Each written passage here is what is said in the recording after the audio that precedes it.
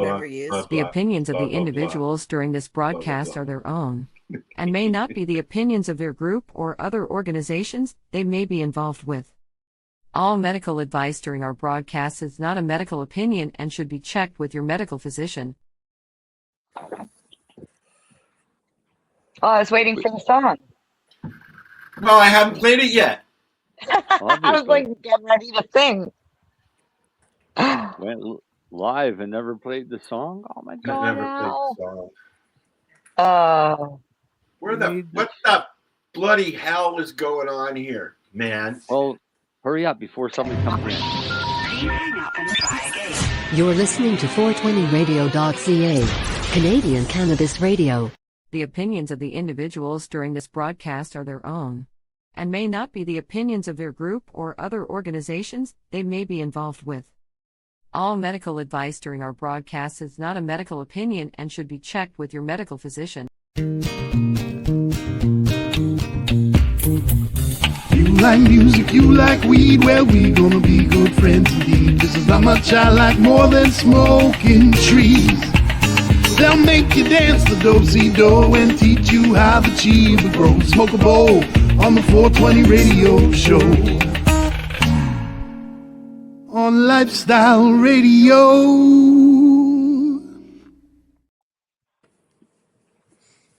There, that's better. Yeah, that. I've been doing this for 20 years. I think I'd know what button to push. Now I feel like I belong. What's that? Now I feel like I belong. So I'm gonna wait until we get some people in here, and then I'll put a poll up. All right. Ooh, a poll. How do I share the link? You can go to the. Hang on a second. Facebook. Oh, I shared it I just today. shared it on Facebook. Okay. I will send you the links to share. Just hang on a minute, please. Hold, please. Freeze. Oh, wait. We forgot. Hi, everybody, and welcome to the 420 radio show. Yeah. Yeah, we're just talking amongst ourselves anyway. Boneheads don't remember when we're doing a show. Did you say Stonehead? No, I said boneheads. Is that like the same boneheads that forget to push the button? I pushed the button. It was the wrong button. All right, here we are. Me. So, okay, while I'm doing this, we have a guest. Funny that. We have a special guest tonight. And why? Wait. Why is she so special? What makes her special? Because she's my bestie. That's what makes her special. I see. Plus, if you don't already know Alexis, you'll understand after you get to know her what makes her so Can I just make a point out that everybody she has on the show is her bestie? Just saying. Oh no, but I'm her real bestie. Oh. We worked with a guy. We worked with a guy that everybody in the town of Truro is his friend. He knows everybody, and everybody is his friend. Nice. I live in a town of 1,500 people. I probably have seen every face in this town. I just sent you the Facebook live stream. Oh, the terrible link. I'm Bobby. Thank you. You're very welcome. And now I can say welcome to the 420 radio show. And today we're going to have a conversation with Alexis, who is the founder of Canna Camp. Camp Canna or Canna Camp? Camp Canna. Camp Canna. I should know this by now. This is your third year or second? This is our 5th year. Yeah, our wow. 5th year. Really? Yeah. Mm-hmm. I only heard about you guys, I think, a year ago or so. Oh. Yeah, well, it's 3rd year Ontario. Yeah, 5th year Alberta, 3rd year Ontario, 1st year with the national tour, BC, Alberta, and Ontario. Yeah. Why not every province? Well, I prefer a slow burn. I don't know about you. Me too. Yep. That's why I switched back to zigzags. Nice. Anyways, tell us about you. What started this, what you do, A, B, C, D, and we'll talk about F, G, and L, and then I'll Yeah, I guess I'm Alexis Dickson. I'm the founder of Camp Canna, Canada's largest legal consumer focused festival. We started in 2022. I was kind of just looking for an event really to go to, like something for stoners, and I couldn't find anything. So I was like, well, fuck it, how hard could it be? It turns out hard. Yeah. Just because I found out the legislation wasn't really designed for experiential spending. And so now, 5 years into this, I think we've got a pretty good framework that's been inspected and approved by all levels of government. Really? That's good. We've built a national brand, and we have international guests with us every year that want to experience Canadian cannabis culture, which is really cool. And we were able to still have a lot of fun, even within the legal framework. So yeah, that's me in a nutshell. I advocate for dignified consumption and regulatory equity. So, are they being lenient with you? Are they allowing consumption at the event? Are they allowing vendors? Yeah, like, so I have full consumption my all throughout. go-to for the last, I don't know how many Karma Cups have there been now. That's always been my go-to and my staple. And that was a lot of people's in Toronto because they were the first ones to go full out, right? But, you know, as you know, things have changed. And it's nice that the legal community is willing to even think about embracing this. You know, I mean, there's some legal producers that started in the legacy market that still go to these events and stuff like that. And it's nice to see that, you know. Yeah, absolutely. I mean, there's I guess there's a difference between like legacy and legal events for Oh, sure. yeah. I operate in the legal categories just because I'm looking for, I think Canada has an excellent opportunity of being a global thought leader when it comes to cannabis tourism, where we can, you know, have resorts or have it integrated in all of our tourist things. You know, being able to buy a beverage at a ball game is cool, or being able to go to infused dining or something like that. And as much as like legacy events are amazing, obviously, for the culture and everything like that, I mean, if there are not people operating in a legal capacity, we will never get there. I think that through legalization, you know, the government was kind of just trying to be the cool parent of it. Like, oh, yeah, cool, just smoke your weed, but like do it at home. And that's really today still the law. Like in Calgary, you're not able to smoke cannabis anywhere other than at your home. Yeah. And so Ontario, like, is a I little have bit to more. remember that when I go visit my sister. Absolutely. Yeah. No, it So, doesn't matter for you. yeah, public consumption is not legal everywhere in the country, and therefore it's like, But it is for medical patients. That's the difference. no, They not even can't stop. medical in Calgary. Public consumption of any kind is not available. You can do so at your home residence, and that is all, unfortunately, which is really a downfall for the medical community and the recreational community for sure. But I think that you can't legalize a really heavily regulated product without creating places for people to consume that. But yeah, Camp Canna is all consumption all throughout. We're actually the very first public permitted event in the country. We have on-site sales, so there is a way to purchase cannabis through a legal retail channel right on site. And then we have brands activating in experiential marketing with consumers by playing ball, doing laser shows, you know, fun things. Cool. Yeah. I like that kind of stuff, although my body doesn't, so I can't go anymore. But it's nice. I mean, we have people from all different ages that are able to do a lot of different things, but there's something for everyone. We do yoga, sound baths, live music. If you can sit in a chair, you can come to Camp Canna. Fair enough. So, just to correct you, and I don't like doing it, but I always do. He likes to look things up. Perfect. Did you look it up? I did.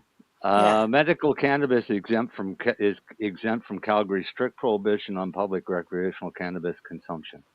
You may smoke So or where can vape you medical consume that? cannabis in public, but only in areas where smoking tobacco is permitted under the City of Calgary's smoking and vaping bylaw. Right. So anywhere so that you can use tobacco, you can, as a medical patient, can Oh, smoke that's like cannabis. Ontario. Yeah. Does Alberta ban smoking in public?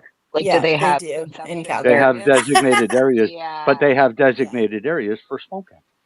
Yeah, but so did New Brunswick when I went there, and you know where they were? There was 3 of them in all of the area that I was in. 3. And I would have had to drive 25 minutes to get there, to go outside, to stand in a little tiny friggin' area and smoke a joint, which is not practical. What are you talking about? Sorry, hang on. Okay, like I live right beside New Brunswick. I'll smoke a joint anywhere. Maybe it was Nova Scotia. I can't remember. I hit all I 3 live in Nova Scotia. I smoke a joint everywhere. I've but just I've because you sat do on my it doesn't step mean it's talking legal. to a cop while smoking a joint. Right? Yeah, but you're on your property. I don't care what fucking property I mean, I'm on. people push the rules all the time. Like in I'm not Florida, even it's push. not I'm not legal. even pushing the rules. I have medical need. I will use my medicine as I see fit. Mm-hmm. Absolutely. And then, but if you were to attend like provinces like Manitoba, it's not accessible in every province. It's different per municipality. There's municipalities in this country that still don't even have access to a retail store. Mhm.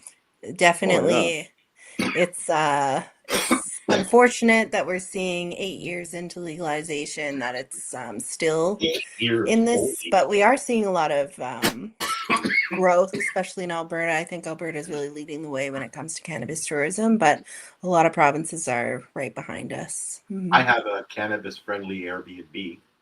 Nice. Yeah. So do I. How is that doing for you? You know what? I didn't put cannabis on it last year, but this year I am, and I'm jacking up the price too because I'm.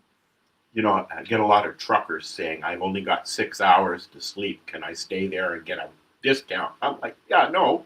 Right. Mm-hmm. But I will say that I'm at the very north end of Lake Superior in Terrace Bay. And, but I'm in town and the highway goes right through, 17 goes right through. Mm-hmm. But there isn't really a lot of reason to stop here overnight, unfortunately. We've got 2 hotels that are hardly full. But we have a few weekends when, there's a lot of biking tours that go through and that kind of thing. But I thought there'd be more people up here, to be honest. Fair. Mm-hmm. Yeah, maybe marketing it out as a cannabis friendly space might get you some more traction. I always have. I just added it to the actual description on Airbnb. Yeah. I heard a few years ago that Airbnb had added cannabis friendly to their list of things, but I've never seen that before. So I just put it on my profile. Whatever happened to what's her name? Airbnb. What was it? Airbnb. Yeah, Airbnb. Yeah, she rebranded it and changed the name, everything, moved it down to the U.S. And but I don't think that even that took off for her. She's not really doing much of anything. No, that's too bad. Yes, it is, because it was a good concept. Yeah. The only thing I didn't like about that platform was that you couldn't stay in places with your children. Well, because of the cannabis. So you can smoke a joint and have it delivered right in front of your child if you're at home. Yep. I mean, if you're not exercising every liberty you have, mm-hmm. In our great province, you can go to the same store and get your liquor, your pot, and your candy, and then bring it home to have with your kid. Your children can go in the cannabis side of the store in No, Nova but Scotia? all of our cannabis stores are inside our liquor stores. Yeah, I don't really Yeah. like that about Nova Scotia. I would really not enjoy Totally that. I feel like that's really unfortunate because there's a lot of people that consume cannabis that are recovering from Hmm. alcoholism, and then Yep. they're just kind of got to walk through the alcohol just to get to the medicine. It seems kind of silly to me. It That was does. kind of our point. Hmm. Yeah. Redundant. Hmm. You know, it's It's It's not even pointless here redundant. It's in dangerous.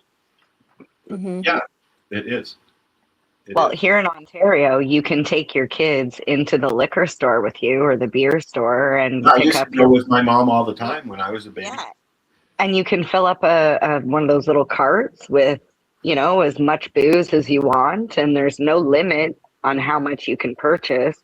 And you can walk out with all the booze and your kid, but if you want to go pick up a pre-roll or a beverage from the local like dispensary, you got to leave your kid either in the car or standing outside the store alone. How is that safe? Yeah, I don't like that. I think somebody should volunteer to get their kid kidnapped, and I think that would change. My kids are all grown up now, so I can just walk into the store with them. I guess I have a 9-year-old we can offer. Do you take your kids with you into the store? Do they allow No, it? you can't. No, No. you're not allowed to take them into the store. No. A lot of stores even have like the barricade that like you can't get past Up here until as they well. age check you, but Yep. you can't even bring in your child to that spot. Like I know because you guys know that I push a stroller around if I don't want to carry things and I'm going for a I walk. remember that. I Yeah. literally put my tripod in the stroller just so I could watch the Blue Jays game during the World Series. And I went into a weed store and I brought the stroller in and I had the blanket over the top. And I said, "Don't worry, there's no baby in here." And the lady came over and said, "Just so you know, like, I need to see. Like, I have to make sure that there is no child in the store. Like, it's not allowed." Hmm. Yeah. Okay. Yeah. So that's a rule or regulation I would like to see changed.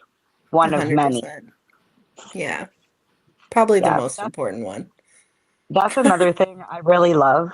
When I said like special guest, Alexis is very knowledgeable when it comes to regulations and throwing events and what is required when it comes to permits and that sort of thing. So I know you've also been doing a little bit of that lately too, right? Yeah, if the thing is that like I said this at a conference not too long ago, but legalization did not happen off of the effort of 10 people. It I was know. like generations of people, right? So we need, now that we know that we have an inspected and compliant framework, we need more people doing what we're doing at Camp Canna. And so I offer consulting now, and we've been helping a couple people on some projects, which is really great. Just, I found an interesting statistic. 27% of international travelers are looking for something cannabis related to do. And right now, international travelers can attend Camp Canna, and that's about it. So I can fit like 750 of them, but there's 1% of them is 330,000 people. And so times that by 27, that's how many people are coming into this country this year looking for something cannabis related to do. Like I can't service them all, but I can teach people the framework and help them get whatever vision they have off the ground. And it all just helps us because once there's more events, once there's more of these frameworks being executed in the right way, the government's going to have no choice but to listen, just like with legalization. So that's been keeping me busy for sure as we're getting into our busy season. So that's been fun, but I'm excited to see all the new ideas come through and what people want to We build because need they're all to pretty have. cool. We need to be able to have events like and be able to serve cannabis and use cannabis just like they do with alcohol everywhere. And now in Ontario, because Mr. Doug there decided that it was going to be legal to drink on the beach and in parks. Oh, don't even get me started As on of this that. year. So I mean, but yet if I pulled out a joint I've been smoking down at the lakefront watching the air show every year.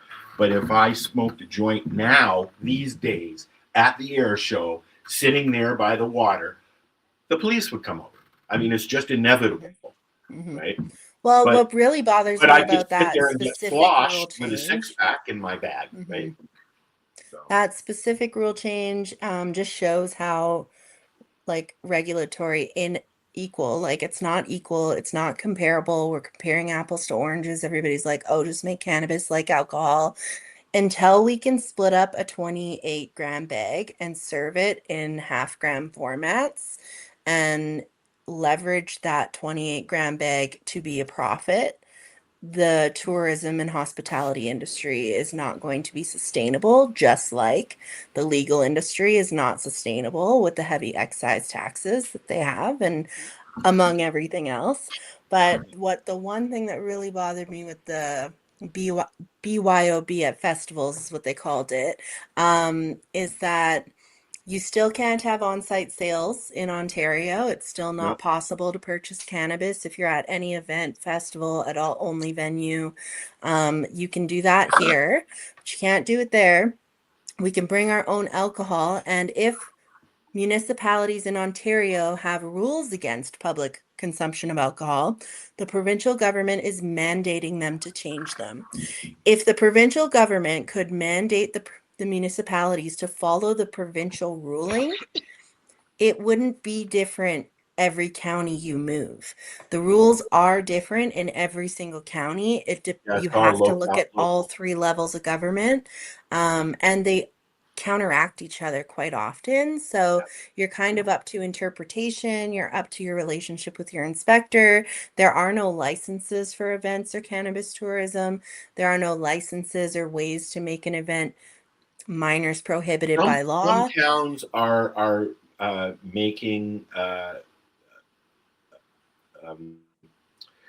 Airbnbs and short-term rentals permittable, and you have to go to the town and sign paperwork and let them know what you're doing and stuff like that. When I moved here, I was expressly told that I was not allowed to buy the house and rent it out. I mean, I signed a document that I wouldn't.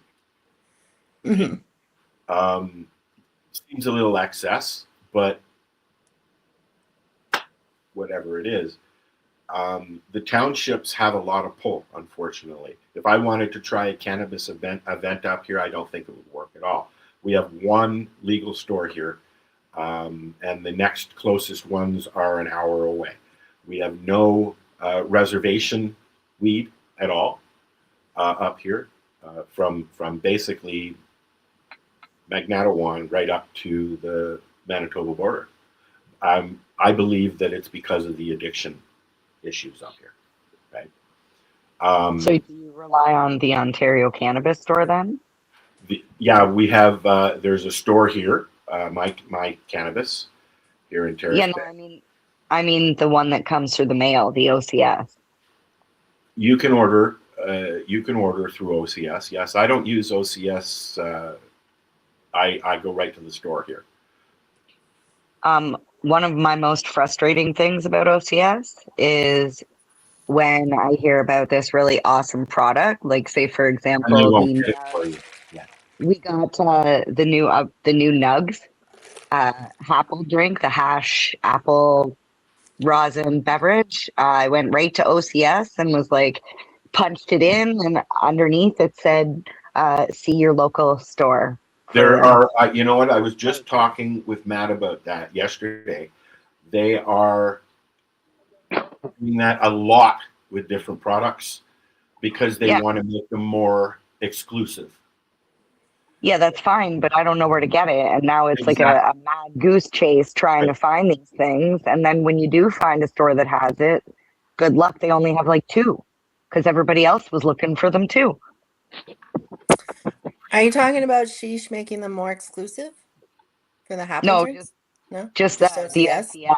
Yeah, because they're like they're the mafia, right? Like they get to choose what strains of cannabis and what products are being held, and they're literally sitting on a massive warehouse in Guelph that has so much cannabis in it that will probably expire before it even has a chance to go out to people because they're not ordering.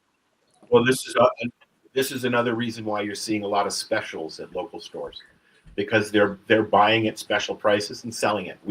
I saw for the first time they had a special here for 420, 25% off, and I have never seen a discount like that for anything in a legal store, right?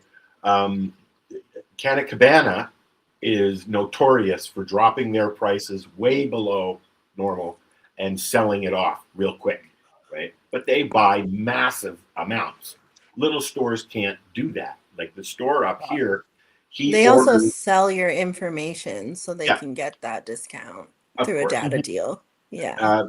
But little stores that are scattered all over Northern Ontario, they don't have the money. They don't have that access. I mean, half the time, like winter time, sometimes you're waiting 2-3 weeks to get anything because the trucks can't get up here. We have a lot of accidents up here on Highway 17 because of moose and other animals, and stupid idiot drivers. What do you want? Sorry. Yeah, but even ordering through ordering through the OCS is extremely crazy. I had a store owner explain to me OCS is seeds. Oh no, I mean the stores. So when the stores only get specific days and specific times, they're like, this is your window to order. So they go on, even if I'm like, hey, I called the store in Campbellford, I'm like, I really want this product. They're like, well, our order day is Thursday at 9:30, so we'll put it in, but if it's gone by then, don't order your quota every time, you'll get fined. Yeah, I don't, and this whole pay to play that some of the dispensaries have, I'm like, I don't know. There's so many rules and regs that I'm like, I could talk forever about the things that piss me off in the cannabis space. So I have to let this little one out for a minute. Do we want to listen to some music, or do we want to have you guys continue the conversation for a little bit? I'll only be a minute. We can keep talking. Yeah, we're good. Yeah, you go ahead. Yeah, go do your thing. Yeah.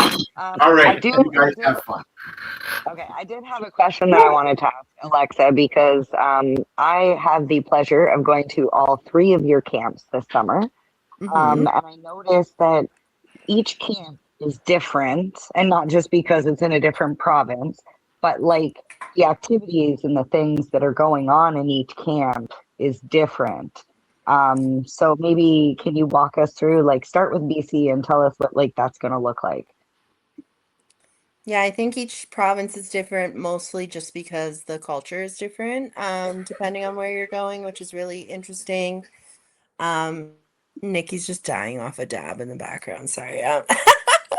But nonetheless, yeah, I guess I'll start in Alberta because Alberta's our grassroots. It's where we started. Alberta's very, we're campers. We got our toys. We like to stay in campers and tents and those kinds of things. So Alberta's kind of a grassroots environment. We are all camping, group camping, big bonfires, all the things. So no cabins, right?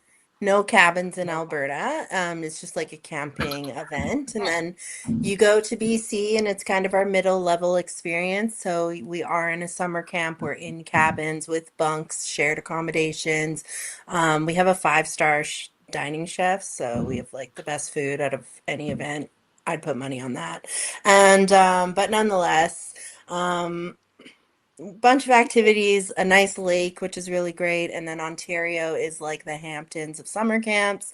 Our venue in Ontario is world renowned. People send their children there from all over the world. They have so many different activities to do there, like the inflatables on the lake, paddleboarding, kayaking, rock climbing, archery, the whole thing. And so that's definitely our more luxe experience that we host. And it kind of fits the vibe because Ontario, they're cabin campers. They have cottage country and those kinds of things. So it's kind of nice for that community. Each one kind of matches the vibe that the consumers are looking for. And we have people that travel like Marijane, all over the place. So It's kind of nice because even though you attend in Ontario, like you may come to Alberta at the end of the summer and it's a completely different experience, but the vibe and the program, like we don't change any of it. It's always the same program, same framework, different province, different place, and it's such a different vibe, different experience. It's pretty cool, actually, just to see the difference. But yeah, I don't Well, know if I have a favorite. It's probably Alberta, just because I've been here for so long. But um, yeah, they all have their own little perks. I'm really excited about BC. I haven't actually been to the venue yet, which was similar to Ontario. I didn't attend the venue before we hosted it the first year there. But I'm hoping that it's going to be just like Ontario and better than I'm picturing. It's going to be awesome. The brands we have in BC are like legends. Great Gardener Farms is known around the world, and he's going to be there. He smoked hash with the Prince of Morocco. He was just sharing on Instagram. So like this is so cool. And we just get to chill with them all weekend and get to know them and their flowers. And yeah, it's going to be so much fun. Here's a fun fact. Yep. Marijane got in between Tommy Chong and Cheech's legs. I love that. that's not true. You were on your knees. There was a table between us. Fair enough. Fair enough. I do want to point out that as many activities as Camp Canna does have, it is very chill as well. Nothing is mandatory other than probably food, because we don't want you to die. Do you know what I mean? But like, if you don't want to go do the kayaking, you don't have to. Like Timmy and I brought our own floaties and we just chilled in the water. It was so cool. Yeah, we Yeah, love I think that. that's like one of my favorite things to talk about in opening ceremonies is just kind of like that you don't have to earn rest here. A lot of people think that they have to earn rest in daily life, or like they have to live in such performance mode that they forget to just be present. And I do like that people are able to put their phones away and not worry about it for the weekend and just float if they want to. I think the best last year was Nathan having that nap on top of the igloo, like, or the inflatable iceberg thing, just for so Yeah, long. He's just out there sleeping. yeah. Which Yeah, was kind of like daredevilish too, because like if he rolled off, he did end up falling off of it. because splash. It's a pretty far fall, but yeah, he landed in water. He was good. Yeah. It's funny. Yeah, Hmm. there's so many things that I love. I can't say the one thing I loved about camp because there's so many Hmm. things that I loved about it. But like Nathan, for example, just a guy who came with one other person, him and his buddy, had no idea what to expect. And he was the one that started the group chat this year because he's so excited to see his friends again. And Yeah. honestly, that's what happens. We built Hmm. this little like family of people that it's so cool to see so many different people from different walks of life and different ages. Like, do you remember those old ladies last year? I can't Oh even my say God. old because they're not that old, but like older ladies that were like, Yeah. what did they say? They were like, "We're so glad we came. This was the best time ever." Like, I'm pretty sure they did mushrooms for the first time out there. They were like grandmas on mushrooms. I thought that was fucking awesome that You they can come felt stay at safe my bed enough and breakfast and do to. market mushrooms in my backyard and hang out with my bears. Like, Nice. yeah, Um, but yeah, I think yeah, I like all the different ages that come. That was probably one of our biggest questions in the camp concierge calls this year was, am I too old? A yeah, lot of people ask that question, am I too old to come? And it's like, no, no, you're good. Our average camper's 36. Like, we have a bunch of different age groups, and everybody seems to have their own little niche thing, or they do everything. And last year we had a lady in her 60s that did absolutely every single activity. So people end up in amazing. groups. Like when I was at Gunjanistas helping out there, and I noticed that people come in groups and they make their own little party. And then, the same thing happened at Vapor Central. A lot of the times you'd see groups of people in their own little niche doing their, the geeks are over here, the nerds are over there kind of thing. Right. I've yeah. I don't think that happens much at camp because everybody does everything together. It's Okay. I was gonna very say, inclusive. imagine, Yeah. You imagine have if things there's, scheduled so that everybody can do it. oh, Yeah, it's the a whole huge, camp. huge group. Oh yeah. Awesome. Yeah.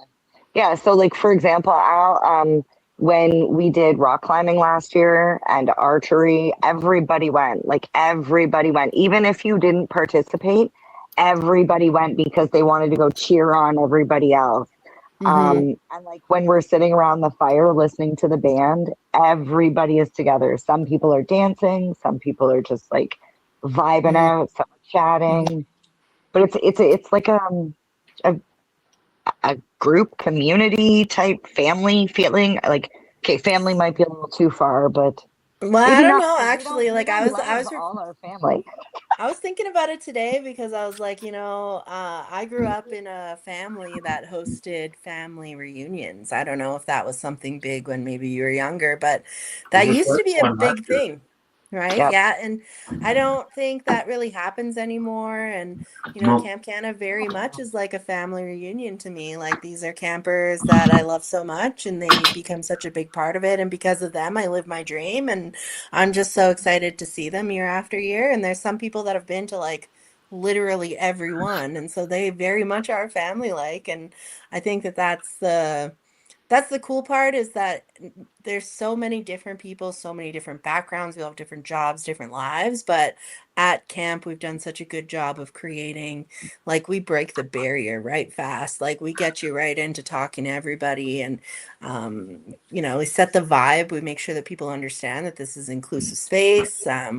Our team does training to make sure that we can keep it that way. And yeah, it's all been pretty good so far. It's have yeah, they I get excited.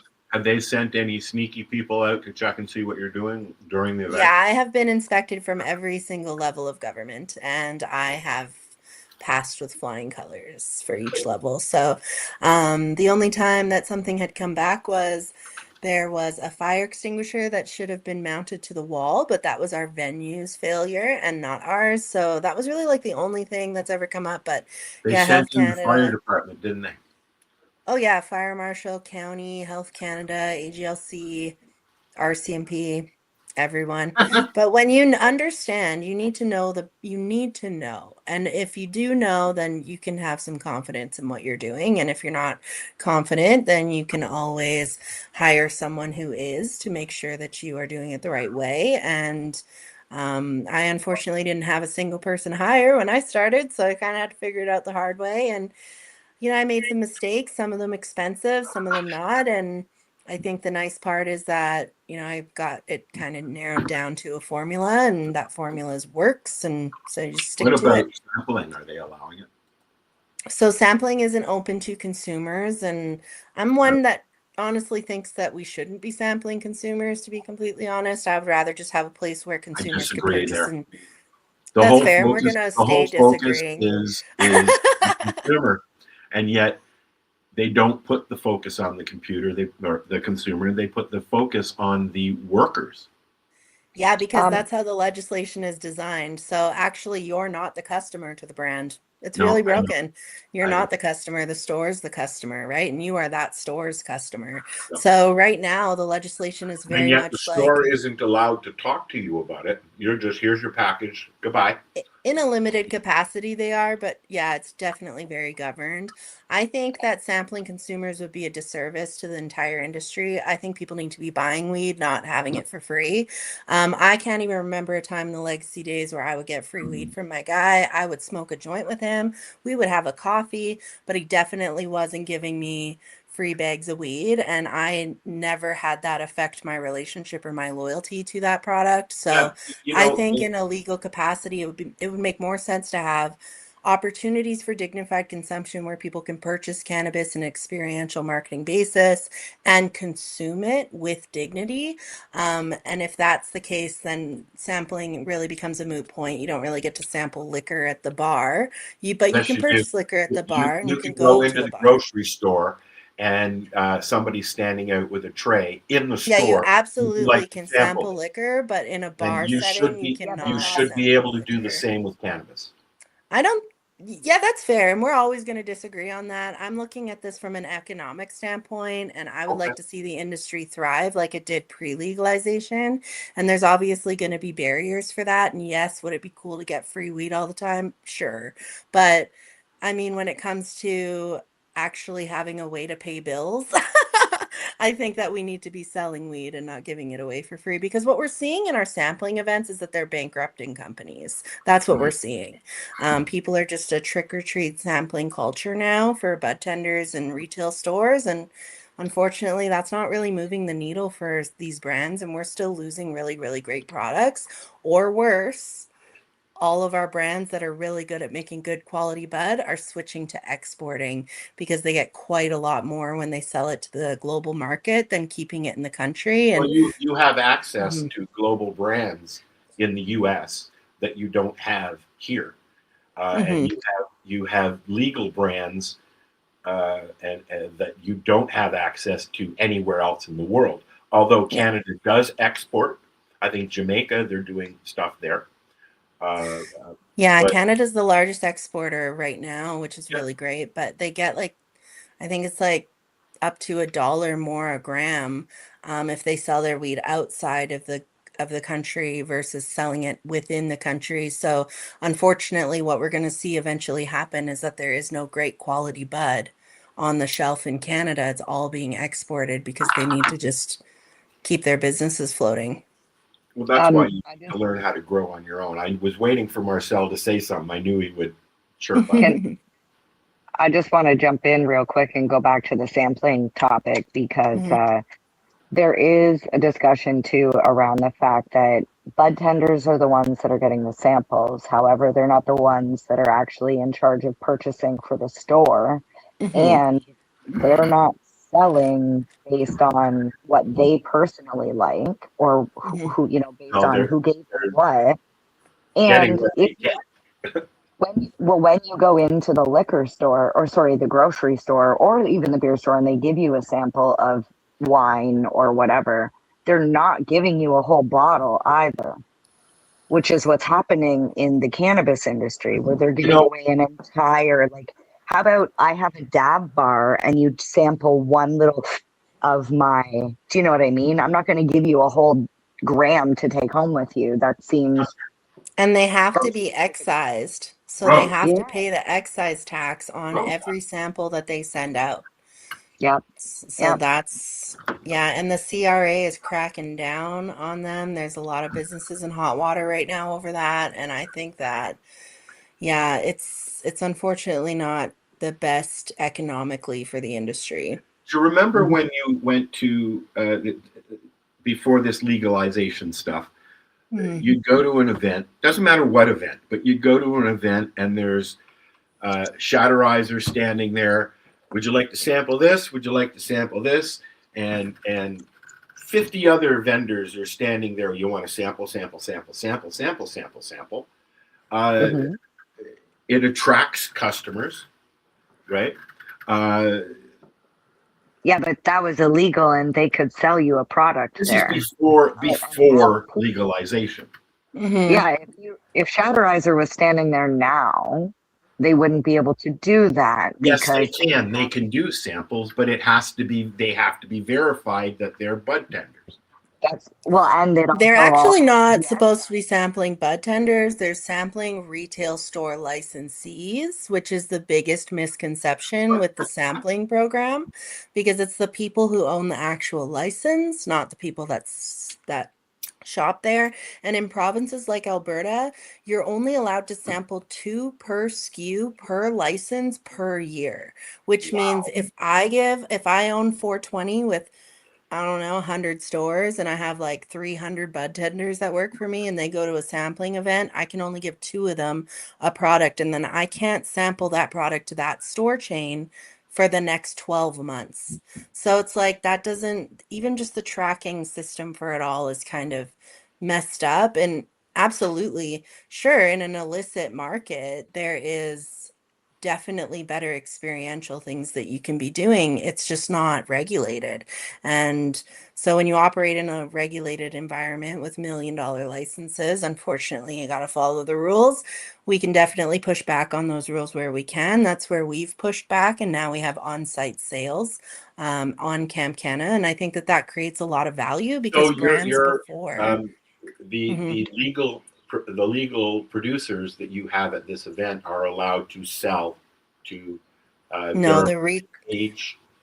so the No, it's legal actually it's producers on really smart. site have their products through a legal retail channel, which would be in Ontario delivery or in Alberta on-site sales, BC delivery. And so that would be the approved retail channel, just depending on what the legislation is in that province. Mhm. So people can go to the retail store, purchase what they want, and the products available are from the brands that we have on site. So you can purchase, try, get to know the people behind But the there's no brands. mobile retail store there. Yeah, there Well, is in Alberta. it's There's Oh, okay. on-site sales. Oh, Yeah. well, that's different. That's interesting. Having like a bus that's a legal store pull into your event. Like Well, we that's have them behind the bar, but yeah. Yeah. yeah. So, Al, in Ontario, it's like a shop, but it's just like a guy who has his cat. He's like at his cabin. And if you need any assistance, you can go over and see him. Otherwise, you just go right online and you punch in your order and order, you just make sure you put Camp Canna with your name so that way they know.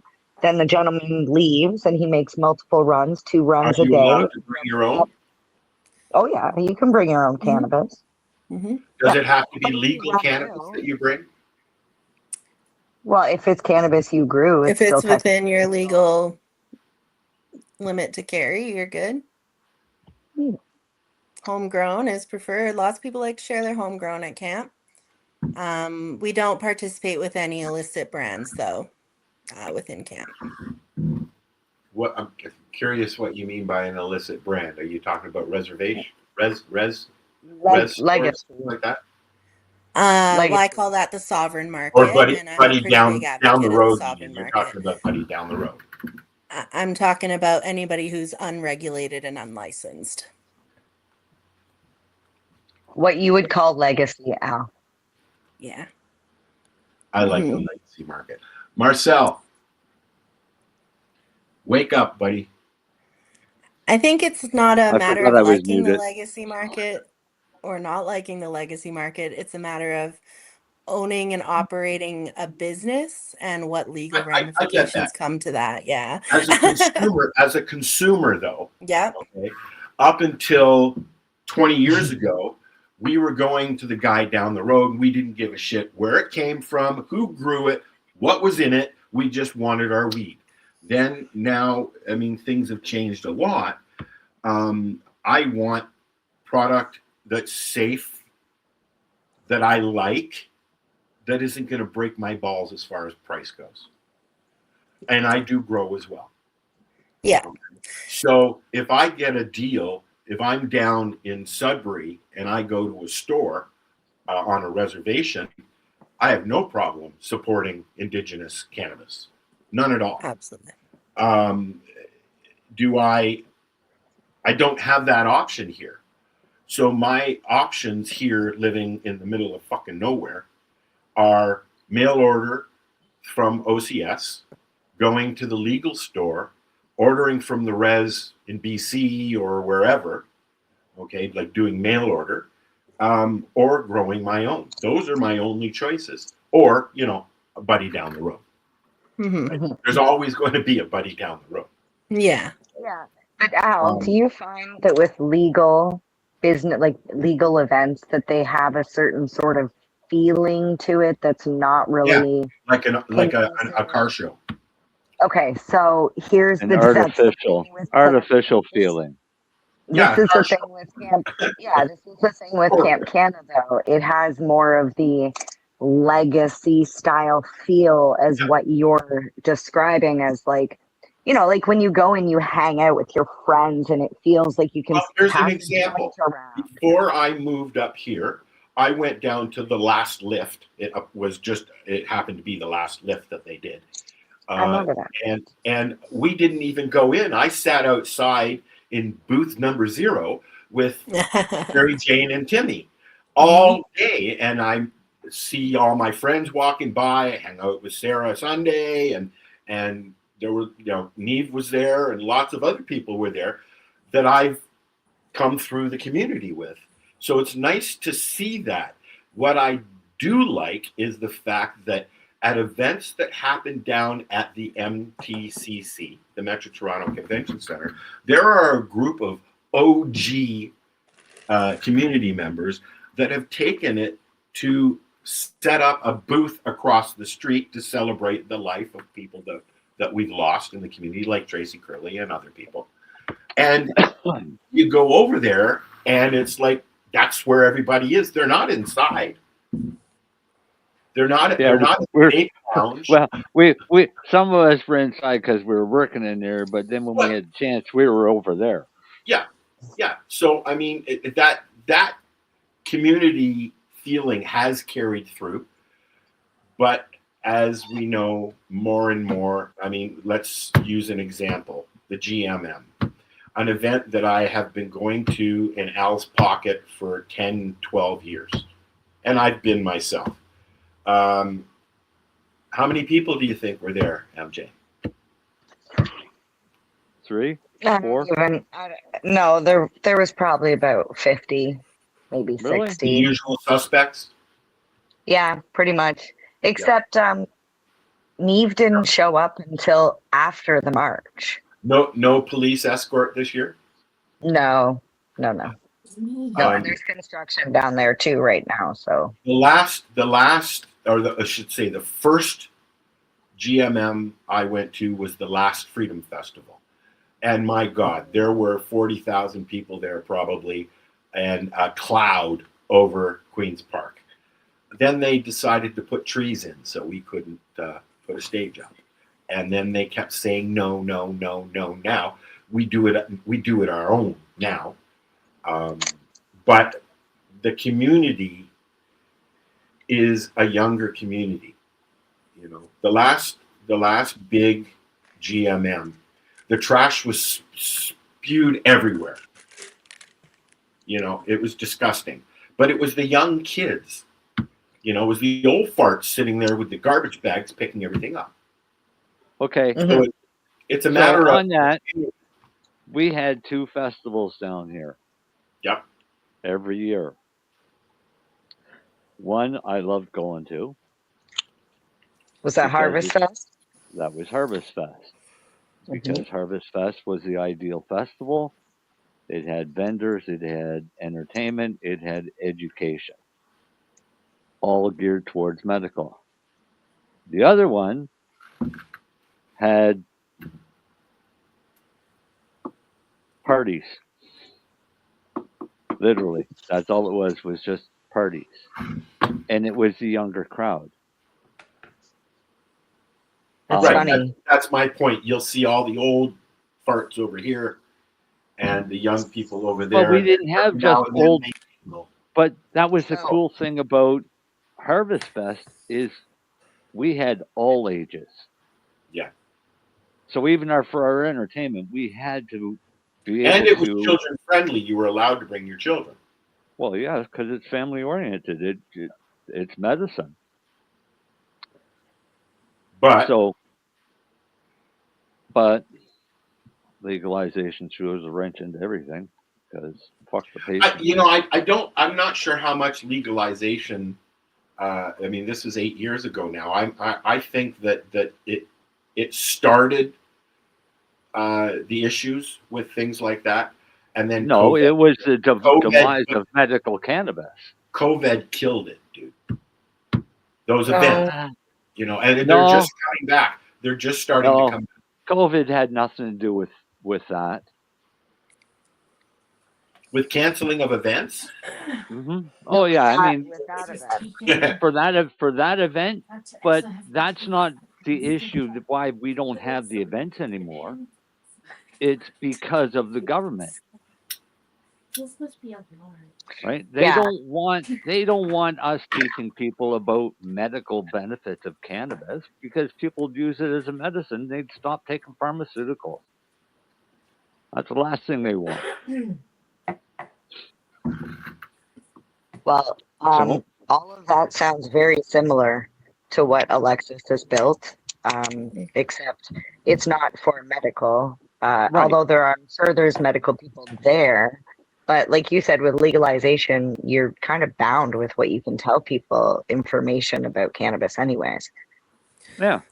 We're not really governed on what we can talk about at Camp Canna. Like we have a lot of people talk about the medical benefits. I'm one that believes everybody consumes medicinally, whether they know it Yep, or not. absolutely. But that is yeah, we've had some pretty cool conversations. Like we've had a lot of people, like even non-consumers, come to Camp Canna just because they're like curious to learn a little bit. And we've had a doctor one time come and sit and ask a bunch of questions about the ECS and learn and really dive into it. And that was a really cool like Q&A to just like be a part of and just like listen to. And I think like even pre-legalization, like there wasn't exactly, unless you like deep dove into Reddit, there wasn't really like free information. There wasn't a lot of information. You had to really research. It was really word of mouth cannabis. So when you gather, we do share that information. So I can understand what you're saying, Marcel. Like, not having those gatherings, we're not sharing the information. You're not showing the medical benefits. You don't really get to know what ailments it's helped them with. You're just kind of in your own little world. So that's really what I like about camp is it's all different ages, it's all different backgrounds, it's a million different people. We have a vibe, we have a culture, and we're able to operate this within the legal framework. So it is refreshing, to say the least, if you have been disappointed with the event charcuterie board of the legal industry. I think that Camp Canna Charcuterie would board. surprise you. Mhm. Would you like to try some charcuterie? Yeah, I've never been to the That'd be MTCC. a I'm good excited. name. That'd be a good name for a shop. Charcuterie weed. Yeah, I actually thought about building a charcuterie cart, like one of those things that you have, like, so you can get like a mobile charcuterie thing, but then like having a little Zenko on the end with like a cup, a disposable cup, and so call it Charcoots. And then you get your little cheese and meat and cracker and your little hoot in a cup.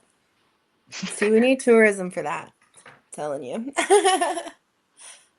You Mhm. know, my cousin has a travel agency and is forever flying here and flying there, and he goes and does resort. Um, what do you call Reviews. it? No, more than reviews. He goes for the company before they start promoting this resort as a place to go or selling tickets to it. He goes and does an inspection. So he Okay. gets to go here and there. I asked him, uh, where's the best place to go for cannabis tourism? Instantly, Jamaica. Not Canada, Jamaica. I thought that Yeah. was I had a lot of people from out of the country messaging our website chat this year, asking if it's legal to consume here. Um, just don't bring it with you.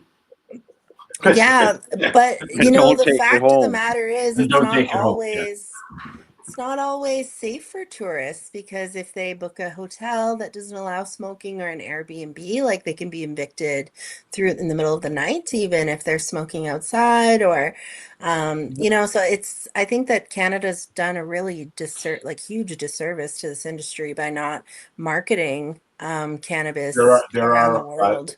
hotels that allow smoking tobacco that Hmm. will ask you to leave if you light up a doobie. Hmm. And it's all because of the stigma of that smell. Yeah. Which it just speaks to the fact that there needs to be lounges. I'm Once sorry, there's I hate the smell of tobacco. And when I walk by somebody who's smoking a cigarette, I don't turn around and go, ew. But that's what we get. We get Mhm. the looks. We get the, you shouldn't be doing Yeah, that. it's unfair that we don't have lounges already. Mhm. No, it's not. I mean, we had them and they were taken away. quite I abruptly. Mhm.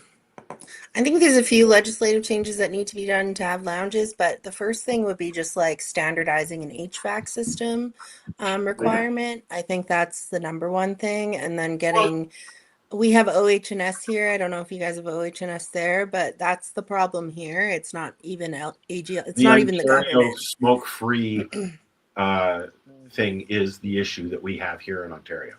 Yeah, where in Alberta cigar lounges are legal. We So can have you can open a yeah. cigar lounge. You can open up a hookah lounge here in there are some in Toronto, Which that you doesn't can go make to. sense because if Yeah. they can open, right? So yeah, and they have Most of the hookah places I know have put weed in them. So so there is a standard, there is a framework that's approved for indoor consumption of combustibles. So if they would just use that framework and allow it, you I think used to that'd be be great. able to go to Shopsy's that's in the basement of the Sheraton Hotel in Toronto. It's now the Westin Hotel, and I think it's still there. And they have a cigar bar there with a sommelier. With a cigar version of a sommelier, Mhm. a cigarier, whatever you call it. And they have private rooms where you can go and have a thing. But I can't go out for dinner and then go have a joint with my dessert. Yeah, or even just infused food or beverages, I would be cool with if it was just a little bit at a time. I would be cool with that. I think the main thing for a business standpoint is just getting proper insurance. Like there's only one insurance policy in the country that covers you for serving cannabis. And so once that becomes more standardized and in more provinces, I think people will have less risk. And then the government will be a little bit more lenient towards it, because if there's no liability risk, then the government shouldn't be worried about public liability. Well, you know what? It should be, if you open up a restaurant Mhm. and you serve meat, the vegans don't have to go there. Okay? But the meat people will go there, but you should be able to do the same thing with pot. If I don't particularly enjoy being around people who are consuming massive amounts of alcohol. I used to bounce for a living, and I used to consume massive amounts of alcohol, not as a living, but I just did it. Well, no, but my point, Marcel, is I don't like that atmosphere. I don't like drunk people. Me either. I enjoy being around with other stoners because there's a like-mindedness going on there. I don't always get along with other stoners, but I don't always get along with people who don't consume. But there should be a time and a place where, as a consumer of cannabis, I can go and have a tea outside if needed, and consume a joint. Like you can go here to the cafe and sit outside and have a smoke. Mm-hmm. Well, but I are have you a joint. Are you getting the joint? Luckily, it's legal in Ontario to smoke joint cannabis in wherever you can smoke tobacco. You can smoke cannabis. But it's up to it's See, the smoke. I'm a little different though, because I can go and smoke a joint anywhere where people are smoking joint or smoking cigarettes, and they wouldn't know. Well, you smoke tobacco with hash, dude. I smoke tobacco with hash and tobacco with oil. Yeah, so there's there's all no they smell cannabis. is tobacco. Correct. There's no cannabis smell. It's the smell that shoved us up until 8 years ago in behind by the trash. But can. That smell is still shoving people, because I see people complain about it all the time. Sure. Oh my God! I get dirty looks here. Pardon? I sat and smoked a joint on the beach last year, and I got dirty looks from people. You know, I'd Yeah, but love it's for one of my fucking neighbors to come and complain about the smell. I'll grow fucking cat piss next year. one of the ladies that walks her dog past my place every day. I was sitting outside on my front porch, smoking a joint, and she walked by going like this. And then she says, "Something smells good."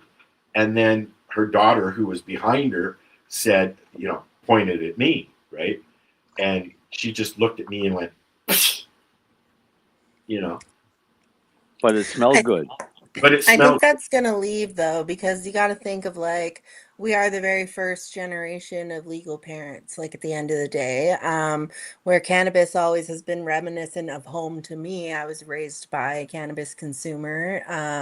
And so like for me, I've never had a problem with the smell. It smells like home. Like that's what it is to me. And to my daughter, it'll probably be similar as that. And this whole generation of children that are being raised by cannabis consumers, it's not the stigma that it once was. Like the average cannabis consumer in Canada is 36 years old and has a master's degree.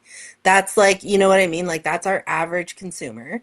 And so if that's the case, and even our new consumer market, like their grandmas and grandpas, like the stigma is going to disappear as the generations move on. So I think it's actually quite Hi, interesting to Jenny. see that it is still a problem, but I think in 10 years it's not going to be a smell problem any longer because you You have know what? so I many. have to disagree with that because, right off the bat, one of the first battles people had when things Mhm. went legal was consuming in your living area.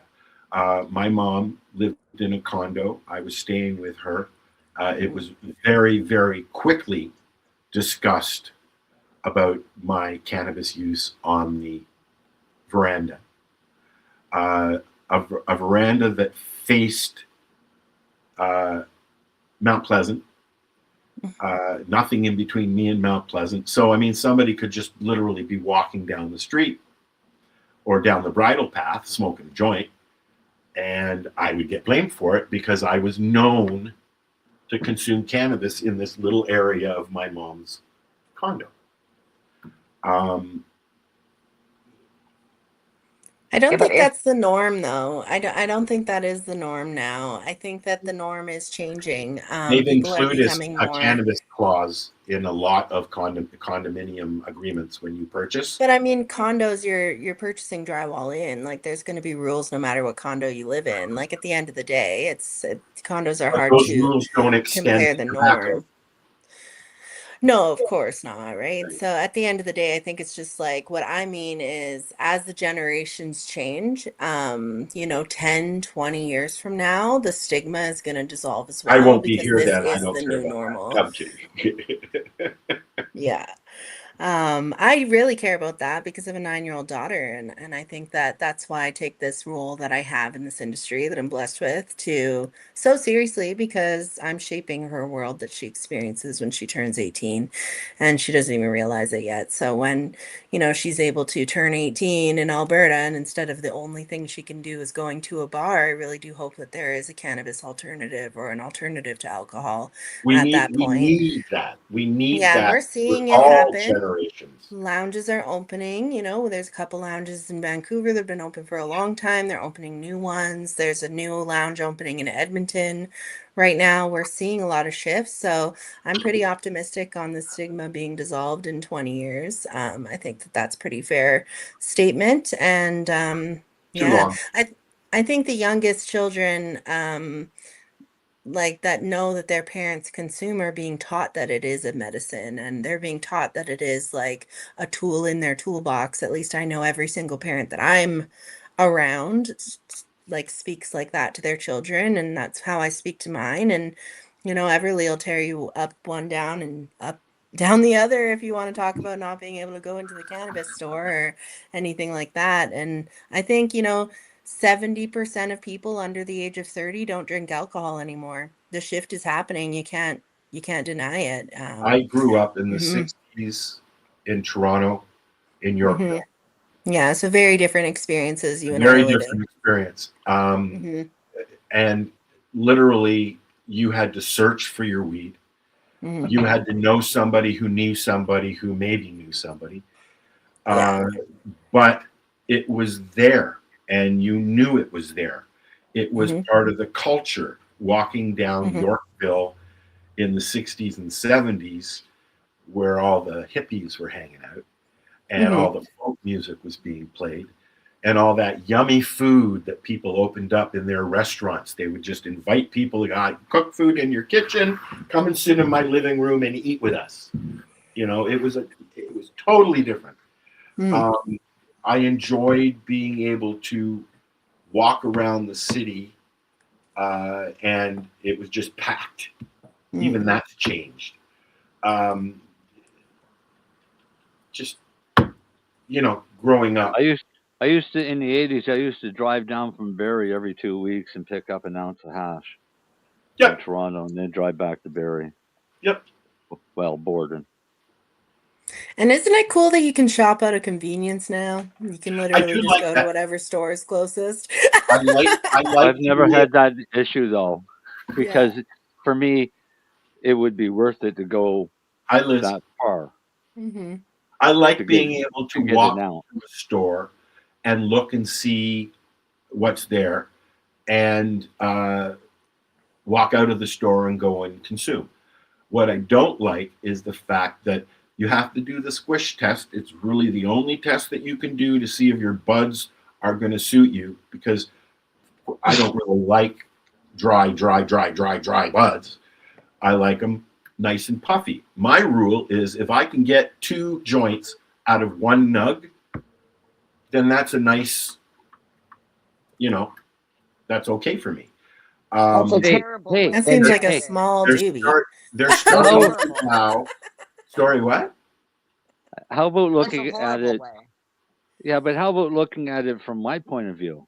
You can't see it. That was my point. You can't see it, touch it, You can smell see it now. You can. Now you can. That was where I was going with that. Is now they're putting windows in, but that just started a few months ago.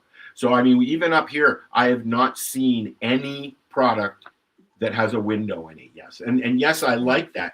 But literally, the only way that I know if I'm going to purchase that bud is the squish test. Can't smell it. And I've had some instances when I've bought stuff on a recommendation and got home and not, you know, it's like 3 nugs for 1 dude. You know, I mean, that could be how you're busting it up though, Al, because different weed requires different method of busting. Correct.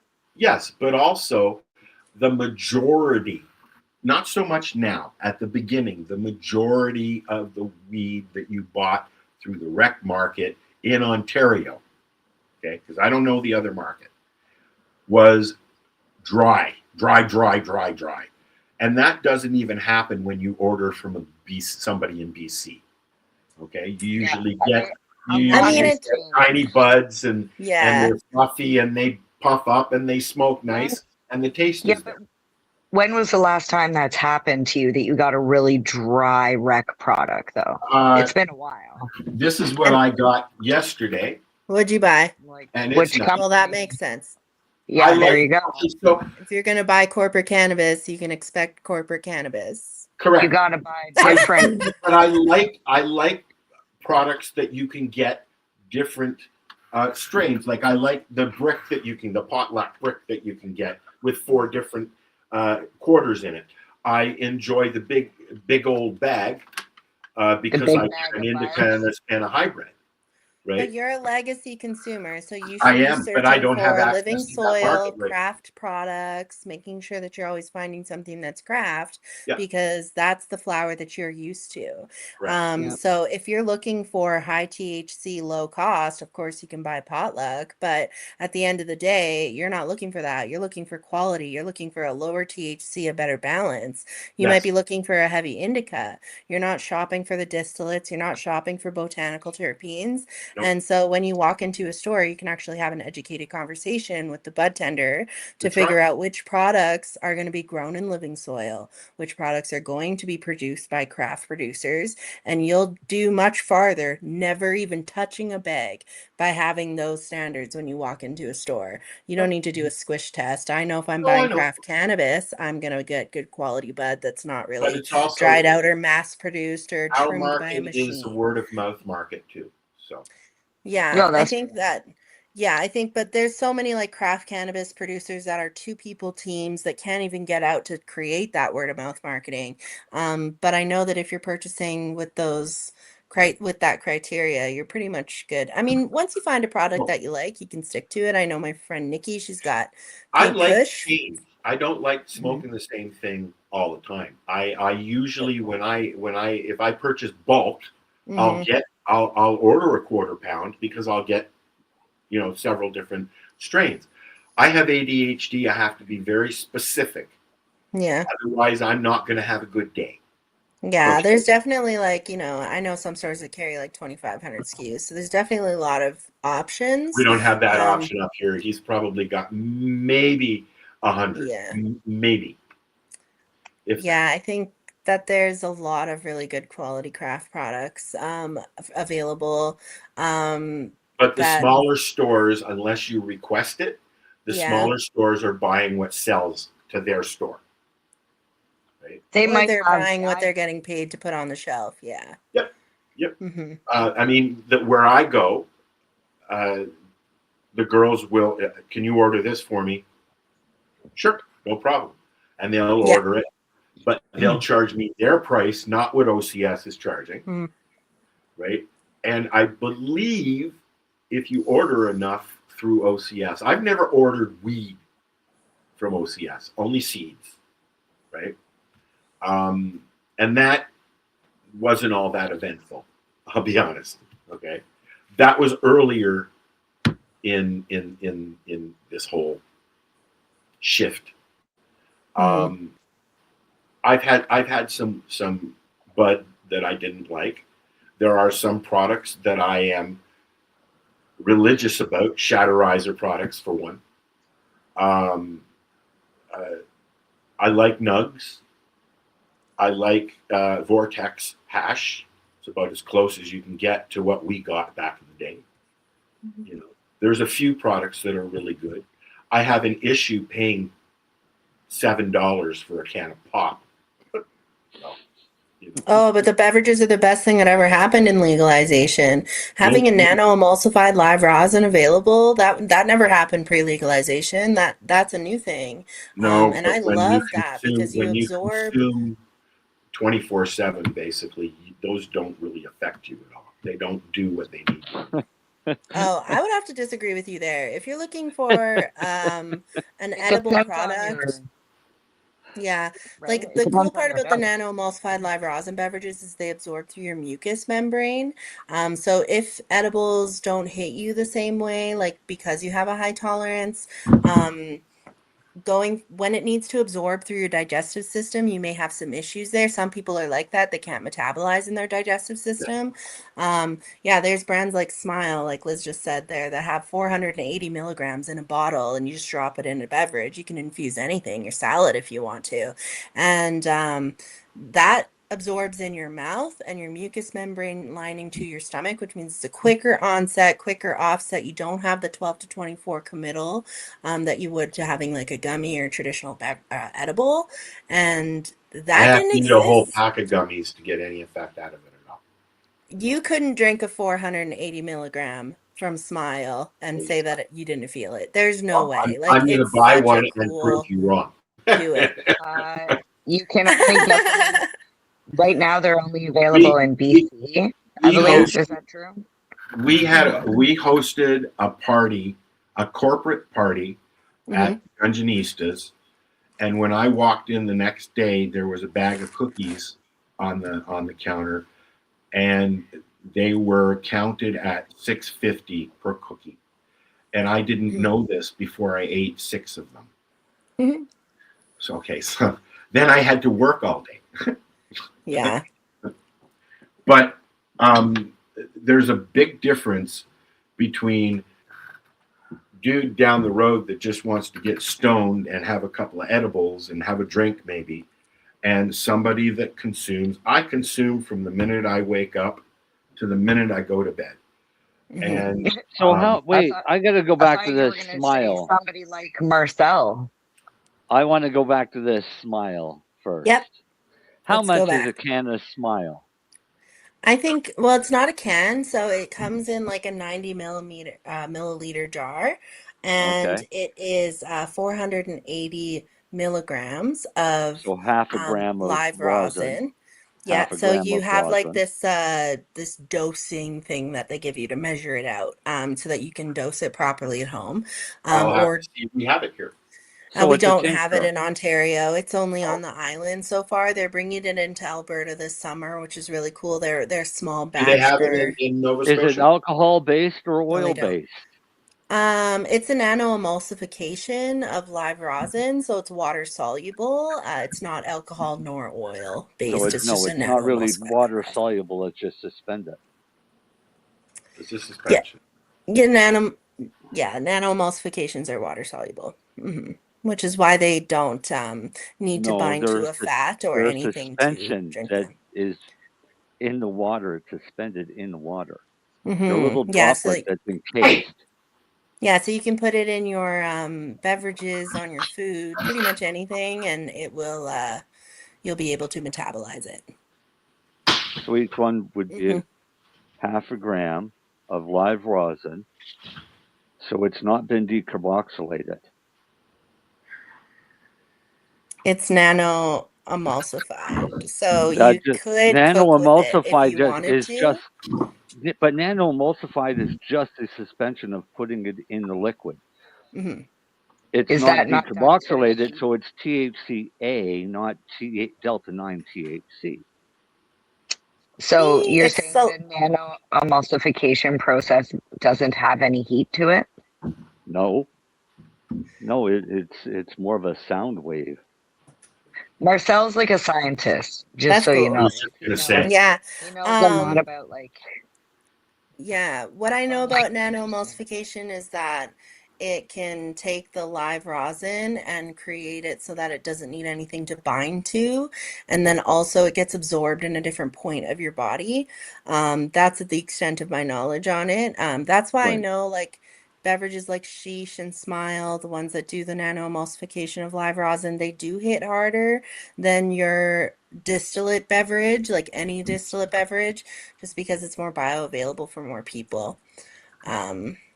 Which is kind of nice to see on the market. And I love that they're getting more beverages with the live rosin. And you're starting to see that same nano emulsification be used in gummies now, which is really cool too. That I wouldn't understand why they would do that, but other than a marketing thing, it could be a really good marketing idea, kind of like a CBD pillow, where you can put it's nano emulsified onto everything. I mean, because when you break down, nano is microscopic. It's small particles, right? That's the whole idea, is break it down into small particles.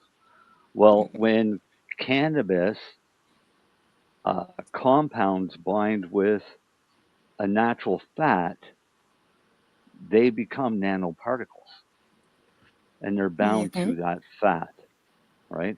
So that in itself is a nano emulsification on Yeah, that but what level. if the gummy doesn't have fat in it? No, but cannabis will bind to a sugar as well. And here's the cool thing is the Smile's uptake of unflavored. cannabis, but the difference between cannabis and bound with a fat and cannabis bound with a sugar is sugar uptake happens in the stomach, right? So your stomach absorbs sugar and the cannabinoids that are attached to it. Also buccally in your mouth.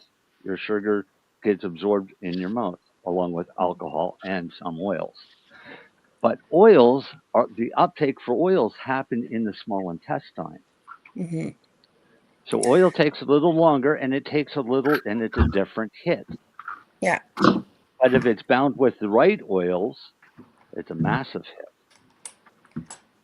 And so what I'm aware of is for nanoemulsification, it brings the particles so small that it goes into your bloodstream directly in the mouth in the mucous membrane. Yeah, more or less it would, because it's how small it would. But the advantage, what they come up with for nanoemulsification for cannabis was binding it to water. The problem is eventually it'll separate, and it'll go back into its oil state, because it is still an oil. It's just been encapsulated microscopically in a little bubble of water. Interesting. Marcel is an interesting story. Marcel is here because he has MS, and he had to learn to use cannabis in all its forms or die, and he did. And this is what he does for how long now, Marcel? My official diagnosis just came up on my timeline of 17 years. Yeah. So 18 years. So when you But I was supposed to be dead before I was diagnosed, was the problem. But I was stubborn and maybe kind of stupid. Well, you became a student, and you learned everything you had to do, and he's done it all on his own. I mean, he has help now, but back then, what help do I have now? Back then, we had Rick Simpson with an idea, and people kind of ran with that, taking it their own directions and stuff like that. And now we know how to do things a little bit different. I met Rick Simpson. I tried Rick Simpson. He's been on the show a few times. Oil, and we had a wonderful chat, and I didn't like his process, so I changed it to make it a medical process. With the naphtha, a lot of people felt that way. Right? Yeah, I still feel bad about that. That never should have happened. That was one thing I was thinking about when Alexis was talking about all the cool products that they have on the market now in the recreational market. I'm like, yeah, so Alexis doesn't know who Marcel is, because Marcel can literally create pretty much any infused. He's done cheesecakes, and he makes these chocolate salty balls and ice cream and all this stuff that like a lot of us can't do. I guarantee he's having ice cream right now in his coffee. That's why he grows all his own cannabis. That's why he's like, he would have to go further to the cannabis store to get it. But like, there's like 6 different weed stores in my town, and thankfully I can just go anywhere. But here's the thing that people don't stop and realize. Think about this. Somebody who worked in that industry refuses to buy anything from that industry. People should ask yourselves, why would somebody be like that? That's not true. Really? That's not true. Just because I've worked in that industry, and I won't buy anything from that industry. Yeah, but you have the ability to make your own. I know. I have the ability to teach anybody that wants to learn it. That was the premise back then, when this whole cannabis industry was just being thought of, was grow your own. Excuse me. Yeah, but I mean, it also depends on what company you work for and what you've seen while you were in the industry too, right? Lennie was here and Darcy was here, because Darcy works at an indigenous store, and Lennie is a pharmacist that owns an LP. So we've got hold on, Marcel. We've got all walks of life here on the show. Why would you call you Marcel? That was fucking rude. Is a bud tender. Fuck, what a guy. What? Look, a squirrel. I don't fucking sound like her. I don't sound like Marcel. What the hell? Jeez, that was rude. All right. Right? What you're talking about. Okay. Yeah, we derailed his thought now. Yeah, I'm drinking a an ice cap right now that An would pretty infused much ice cap. knock anybody on their ass. Yeah, your tolerance is a lot higher. I love Right. Nikki, not me. But I heard you, Nikki. Yeah, she's got it. I use cannabis from the time I get up Mm-hmm. until the time I go to sleep. Mm-hmm. And I use it in several different forms in that period of time. Yeah. Lately, my favorite is ice caps Nice. because I can infuse them with medicated chocolate ice cream. Well, actually, it's mocha because I threw espresso in it. I That like sounds good. Oh, it's really good. But I can Mhm. make anything that I want cannabis wise. I make my own hash, I make my own oil, I grow my own plants. So I Mhm. don't need anything from that legal market Mhm. because I can set the dosages that I need, Mhm. not what they're Yeah. dictating to me. Some people don't have Because you that option. have, yeah, you have the knowledge. I mean, like, let's be honest. If you knew how to grow, you also need space, time, Mhm. money.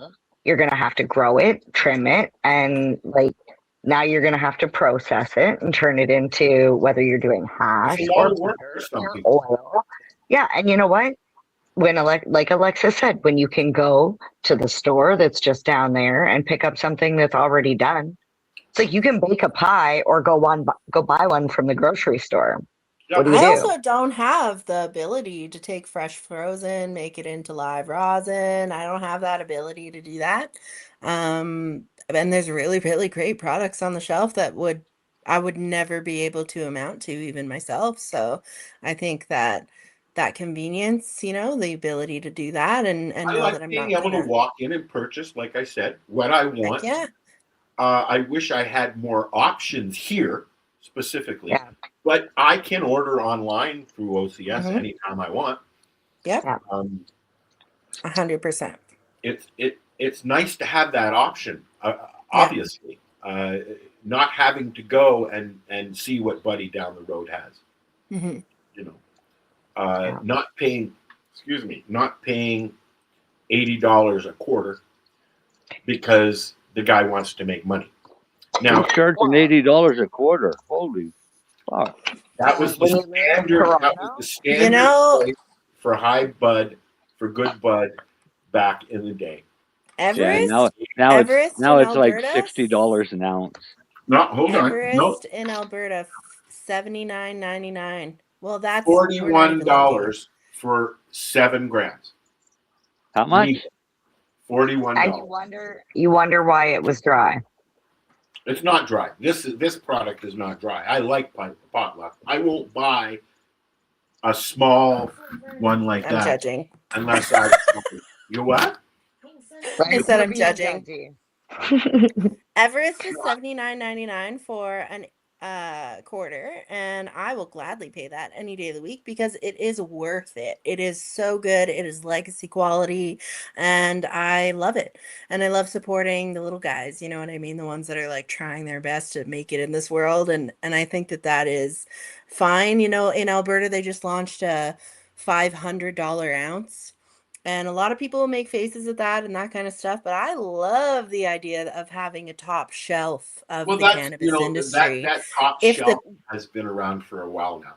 Yeah. and if Yeah, that top shelf continues to develop to be like really, really like amazing quality product, like I think that people have no problem spending $300 on a bottle of Dom Perignon, which tastes like cat pee to me. But like, I think that we need to have that in our cannabis industry That as well. market's been That going dessert on in shelf. California for a long time.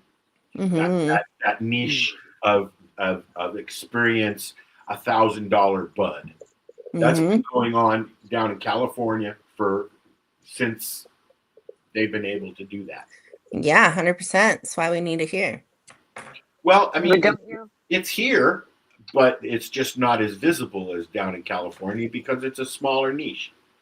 It's a niche market that not many people can afford. Yeah, it's definitely underdeveloped for sure.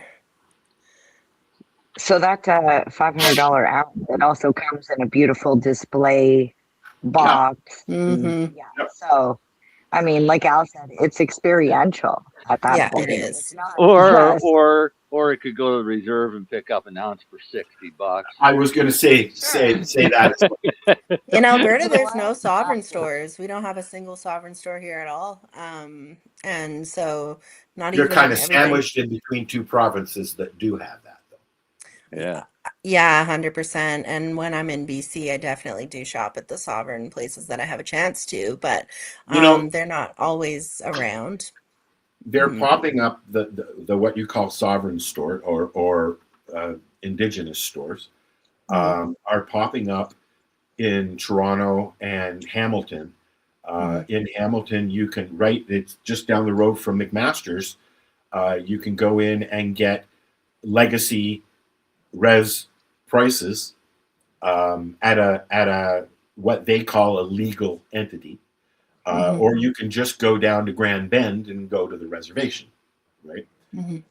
Or you can pay full price at the legal store. Legal weed has come down in price, and it will continue to come down in price as we go. But I'm talking about the lower end prices. They are going up, and they're going to continue to go up like a fine wine or a champagne. Sure. You know, but I, like Marcel said, I have no problem going to a reservation market. And Mhm. I don't mind smalls. You know, you can get some nice bud on a res. Absolutely, you can. Yeah. They're the original cultivators and caretakers Oh of yes. this sacred plant. So Yeah. I do 100% support sovereign market. Unfortunately, the stores in Toronto seem to be stirring up a lot of like racism towards Indigenous culture just Unfortunately. because, they're kind of looking at them as illicit. But yeah, I definitely like that. I wish there was more options here in Alberta for sure. Our Mhm. problem our problem in Nova Scotia is our government really wants the tax money they're not getting from the indigenous sales. That's Well, they all it shouldn't yeah, be boils getting down it. to here. same here. Okay, so I'm gonna switch things here. Jamie has a question. What's Mhm. the conversation topic tonight? So that gives us Everything cannabis. right? But the main Oh, conversation that we've been having is about Camp Canna. Camp Can't. Canna. So I want to give Alexis a minute to plug her event wait, and wait. tell I people have where they something. can get access to the event and blah blah blah blah blah. Before we're going to listen to what Marijane wants to have to say. No. First, I want to talk about Camp Canna. I wanted to say it before you give like the where to find it, because people are going to want to find it after they hear what I have to say. Okay, we didn't Uh-oh. mention Can Olympics. Explain what the heck is the Can Olympics and why should people participate? What's at the end for them?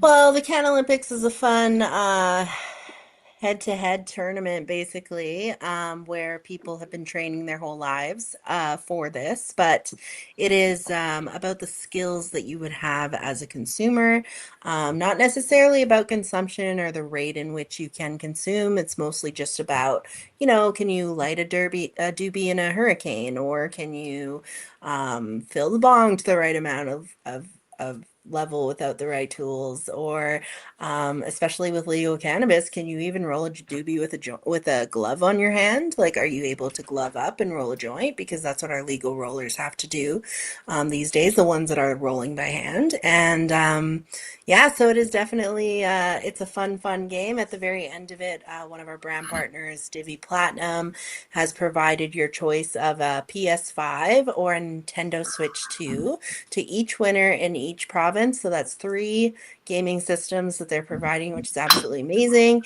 And yeah, so you Oh, definitely want now to I play in want to that. go just to compete. We should have wanted to go this whole time, but I mean, I mean, yeah, you want to come No, I'm compete not in going this. to the It's other really side of fun. the country. No, Well, why when not? we People come to come. your side, when we come to your side, I know Marcel will come. Yeah. I've Yeah, had a lot of people you reach got a out long ways for, to go. yeah, a lot of people have reached out for an East Coast version of Camp Canna.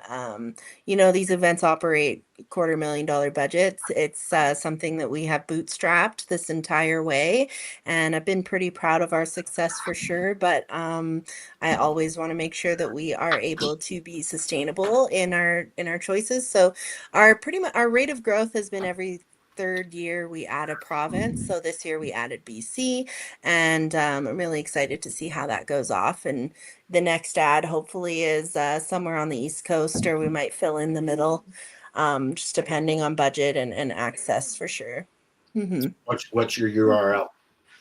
Yeah, tell people. campcanna.ca is where you're going to find all the information about the event. You can book a camp concierge call with one of the Vibe Tribe if you have some questions, you want to talk to a real person.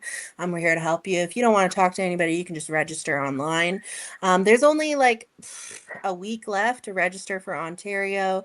Our spots are pretty much done in BC. And so, yeah, if you want to get in there quickly. It is all inclusive. We're going to feed you, house you. You're going to have the most fun of your life. And yeah, that's Camp Canna. Or you can look us up on Instagram for camp.canna. We are rebuilding that page this year, but I'm pretty happy to see us get it back up to, I think we're just under 7,000 for our community now, which is really cool. And yeah, we got people traveling a far way. I think our farthest traveled campers from Australia. Oh, nice. So that is something that we really like, because people are coming to Canada to experience our culture, which I love. You just put that on Marcel's face. Yes, Yeah. I did. Thanks, Marcel. You could You're tattoo welcome. that to your forehead. I'd appreciate There it. No. To your gnome forehead. Oh yeah, and I don't think you mentioned Alberta is not until later in the year. Yeah, So if Alberta's you always get the your third ticket, weekend in August. It is our third year or our fifth year doing Alberta, so I'm excited to celebrate 5 years. But yeah, that one is my favorite, and it's the week after my Where in birthday. Alberta? It's in Pine Lake, Alberta, so central. You need to do something up here. You need to come down to where I'm already at in Ontario. I was down in the city last year for a family reunion, and I'm not looking forward to going back. It's not the drive. I mean, it's it's a 12-hour drive. It's the everything about the city. I can't. yeah, but you're not We're going not in the anywhere city. near the city. I know. Yeah. I know. I don't know. Hey, I was there for a lift. I ain't going back. Come up here. I No. mean, at the end of the I've been up day, there. No. I'm gonna stay Yeah. where I'm at in Ontario, and one day you will come to me. We travel 3,600 kilometers to come towards you. I'm not sure how far the drive is for you, but I think you can make it, and it would be worth it. I'm certain of it. We'll see. Mhm. That's all you That's get what from he me, tells is me. we'll He see. tells me the same thing all the time. I never get him out of there. It's not Mhm. down. Yeah, He's a homebody. that's fair. That's why they want me to go live, is because then he gets to go places without actually having to go places. Ah, yes, I see. Ontario is No, kind of I want you to exclusive, go though. There's live to not show us very how much fun this place is. well. You can see that already on my Instagram. Yeah, You it'll be can see live. it We should have live pulled up as it's we should have happening. pulled up a little video. I'm sorry we didn't. That's all right. No worries. Okay, so in all honesty, Marcel, from probably the time that I get there at camp till the time that I leave, I don't check my phone. I turn all my notifications off. I've told my kids I am not reachable. I am out, Mm-hmm. and I don't want to be bothered. So like That's no excuse. the photos that were taken That is last year, so rude. That's no I excuse. think we should. zero. I rude. took 0 photos last year. All the photos of me were taken by other people and Camp Canna like media people, because like you're having so much fun, you don't want to look at your phone. You're in the moment. So I'm sorry, but you're not going to be there unless you're there. Mm-hmm. You're going to have FOMO, and that's not my fault. Tried to warn you. It's really fun though. It's really great. Oh, I'm sure. And I'm you know, sure. everybody that says that they, even argue with themselves about coming, they are really grateful that they did at the end of it, which is why it's so inspiring for me to keep going, because this is definitely a hard, not necessarily the easiest path to take, but it's definitely worthwhile for sure. Hmm. Good. Yeah, like I was saying earlier, it's kind of like what Marcel was saying about Harvest Fest, except it's recreational. There are Hmm. medical people, like users like myself, that are there, campers Hmm. and whatever. But it's also kind of like a party as well, because there's bands. I know in Ontario, I'm doing a karaoke thing. We're Can I having a vote? purple party. Can you put me down for no? What's the question? There's no service from Camp Canna, Ontario, so you can't go live Oh, if you yeah. wanted to. Sure you can. And as I was Sure you saying, can. I'm doing Go karaoke. go get Yep. sign up with Elon and get a mobile. And then you can. You sure I can. will actually have internet because I'm running karaoke, but Yeah. like I just said, I'm running karaoke from 7 till like 9, and then we're doing the purple party. So There's a Yeah. lot of spots up here Oh, where you scammed can't that get one good, didn't signals you? on Wi-Fi, but Rogers does a hell of a job. So Hmm. you don't have Rogers in Alberta, do you? I don't use Rogers. No, I'm with Bell. Yeah. Yeah, no, thank you. Hmm. I No, feel Rogers like isn't I that feel great here. about Bell like Do you you have feel Rogers? about Rogers, Yeah. probably. Fair. I've also just been with one carrier my whole life. I've had the same phone number my Which whole has life. been I just kind Rogers of for me. stick to what I got. I've never Yeah. been big on telephones. So when Rogers came that's along, funny. well, actually, when it was Cantel, I had a brick. I find that with iPhone and Samsung people, like you're either an iPhone or an Android.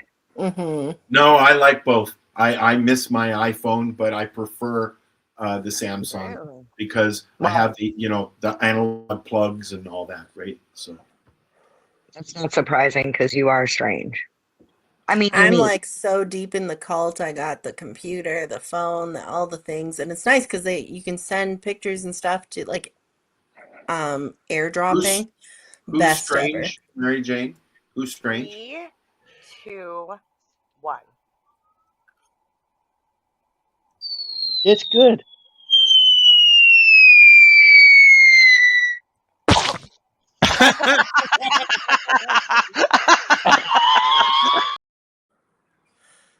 That's That cracks yep. me up every time. Every time, every That time. was sour. That was sauerkraut. That Yeah, was You that's that what I was was Mary like Jane's too. attempt at trying something new every day. That didn't know last what? long, did it? No, I want to say I did a lot, but the problem with that was I started it in January, and there's not a lot you can do outside in January. So I was watching a lot of new television shows that I had never seen and eating a lot of new foods, which was kind of counterproductive to my other New Year's resolution, which was to get fit because I was sitting and eating all the time. So now I just say yes to are everything you whenever they losing say your yes. sunshine girl body, Mary Jane? Being with Are you Timmy? kidding? No. I'm getting more of it. Look at this. There we go. Hell yeah. She's getting training for the Our vibes. little sunshine girl. Hmm. Dude, I can do a headstand now for 3 minutes, over 3 minutes. She did last time I was with her. She was doing headstands in the window of the convention center Love that. Speaking with of which, permission from a security guy. speaking of which, Grow Up is coming up, Hmm. the 1st to the 3rd, which is Hmm. also at the MTCC in Toronto. So Timmy and I have decided that we are bringing back Booth Zero, and it's going back to its original first location of where we started. So I that's got where we're going to be, and you're going to Grow Up too. I got permission from Randy to hotbox the parachute as many times, as many places as I want at Grow Up. So we will have the parachute there to hotbox if you miss it at Camp Outside. Canna. Wait, Outside, yeah. inside? Oh, outside, yeah. Yeah, yeah. Have you seen the Metro Toronto Convention Center? Yeah, I know. It's fine. We'll figure it out. You know, and I tell you, you know, one of the things that's actually not cool, but just weird about that whole scenario down there during events, cannabis events, you're usually out front, and security will ask you to come closer to the street. But the reason they're doing that is not to keep you away from the door and the odor going in. It's so that people coming in and out of the fucking baseball game can go by you with their kids. Oh yeah, the pedestrians on the sidewalk. Yeah, There's but, usually a crowd of people going to and from the baseball game that kind of cut through this big cloud of smoke. yeah, downtown. it's unfortunate because in order to get from the baseball game where the Sky Dome is down to where like the subway station, that's the main strip. Well, there is the tunnel, the bridges. You can go that way behind, but most people but it's jammed with cars and I will say, Alexis, the Metro Toronto Convention Center is like a 3, maybe 5 minute walk from the base of the CN Tower and the Sky Dome, the Rogers Center. And there's more than enough space right there by the Ripley's Aquarium to do the parachute. Like there's lots of room down there. Perfect. Yeah. Yeah. That's what we'll do. That's awesome. I can't wait to see the photos and the videos because like CN Tower in the background. Yeah. We haven't hotboxed the parachute in Toronto yet. That's awesome. Yeah. What is it? Just a parachute that you get a bunch of people under? Or Yeah, you know, like like that back in parachute school. you play with in gym class when you were a kid. Did they have Yeah, them yeah. back then? Yeah. It's one of those, and we get under it and smoke weed. That was harsh. I think Al might have sewn the original I think so, parachute yeah. in school. Part of the OG parachuters. Yeah, it's like that bright rainbow one, and we've done parachute hot boxes all over the place. We went on tour and we hot boxed it and all over the island in BC, Alberta. It's quite fun. It's our signature stunt. I just hotbox my house. If you walk by my house, sometimes you'll see a stream of smoke coming out the window. It's not a fire. Do you ever set off your smoke detectors in All your the house? time. Yeah, all the time. That's when you know you're having a good sesh. Yeah. Yeah.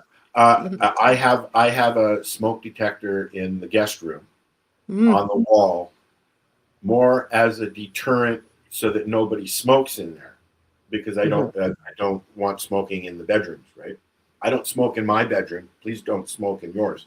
But I do consume in the house when I have guests here. And sometimes they know, and sometimes they just walk out of the room and I'm sitting there smoking a joint. But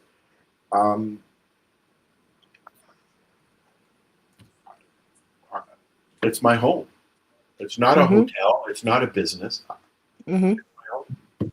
So if you don't have a problem with cannabis, even if you're not a consumer, you're more than welcome.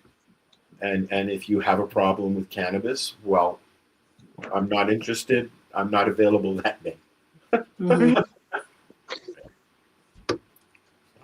Yeah, we don't smoke inside just because the kids are here, but we go outside. We got our methods. We have a cool little bubble that keeps us warm in the winter. We had a room where we consumed, and the kids were not allowed in there. Yeah. While we were consuming. Now they're grown up, but now, it's just a matter of, hey, can you give us 10 minutes, please? Come back in 10 minutes. Right? And they know why. Yeah. Some of the kids don't understand it. They're really young, but you don't make a big deal out of it. It's no different than somebody sitting down at a table at a family event and lighting up a cigarette. That's my feeling on it. Okay. It's no different. In fact, I'm more offended somebody lighting up a cigarette beside me than I am somebody, you know. I'd be more like, hey, can I try that? Not of a cigarette. Right? I haven't smoked in 20 some odd years, so. I don't care. You can smoke whatever you want beside me. As long as it's not kush. If Right. it's kush, I'll just get up and move. So. And I have. Yeah. I don't want people smoking a cigarette next to me. No, Alexis, thank you very much for joining us. Thank you for having me. I honestly wish that I could come out and enjoy your events. Maybe one day. Actually, it sounds fun. But it is a lot of fun. Even for some old cranky guy like me. Especially for old cranky guys like you. And we could broadcast live. I'll bring internet. What was that? I said we could broadcast live because I'll bring my own internet. Well, we have a radio station for you to use, ready to rock. I have my own. Basically, it's doable if you ever want to. 20 years worth. When I started this, when Marcel started with me, we were just doing audio. This is, you know, we're not a video show. We're not a TV show. We're an internet radio station, and most of the conversation that we have, we do it in a way that somebody just listening to the audio, to the podcast, whatever you want to call it, Spreaker, gets the gist without the video. I mean, that's the format we started in, and that's the format that we'll keep going in. I'm sad that I can't do the station 24/7 anymore because I can't play mainstream radio, right? So I make my own music and I play that instead. Yep. You know, fair. 24/7. I could, but I've only got 209 songs so far. That get boring pretty quick on a repeat. Start asking for submissions if people have made them. We're going to be starting that process, and I have a lot of indie artists that send music in that we can use as well. The problem with using indie artists is not everybody's cleared, and Facebook is a pickle when it comes to music. But what about Suno? Because everything's got to be cleared for that. I play mine live on Suno or on Facebook. I play music on Facebook all the time that I own the rights to. Right.